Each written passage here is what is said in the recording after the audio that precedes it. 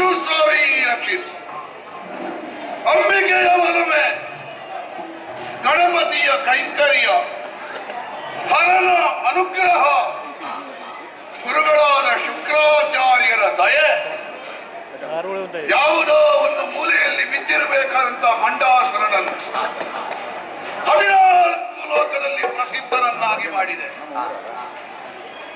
ಮಿಡಿ ಹಣ್ಣಾಗುತ್ತದೆ, ಬೀಜ ಮೊಳಕೆಯೊಡೆದು ಮರವಾಗುತ್ತದೆ.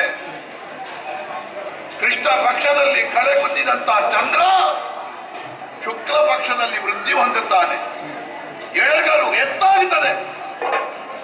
ಮತ್ತೆ ಬಡವನಾದವ ಬಲ್ಲಿದನಾಗುವುದಿಲ್ವೇ?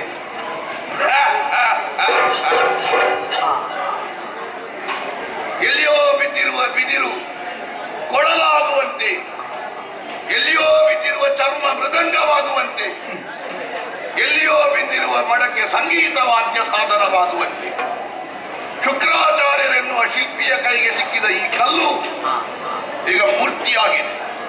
ಶೂನ್ಯಕಾಪುರ ಸಾವಿತ್ರ ಋಷ್ಯಾಶ್ರಮದ ತೆರದಲ್ಲಿ ರಂಜಿಸ್ತಾ, ಒಮ್ಮೆ ನಮಗೆ ಬೇಕಾದಷ್ಟು ಸಂಪತ್ತು ಬಂತ, ಸಿಹಿಗೆ ಇರುವೆಗಳು ಮುತ್ತಿದ ಹಾಗೆ ಎಷ್ಟು ಜನ ಬೇಕು ನಮ್ಮ ಹತ್ತಿರ ಬರುವವರು.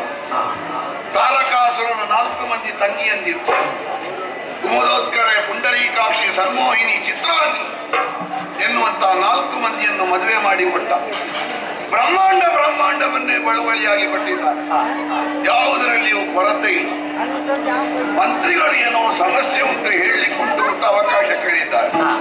ತಡ ಮಾಡುವುದು ಬೇಡ, ಬರಲಿ.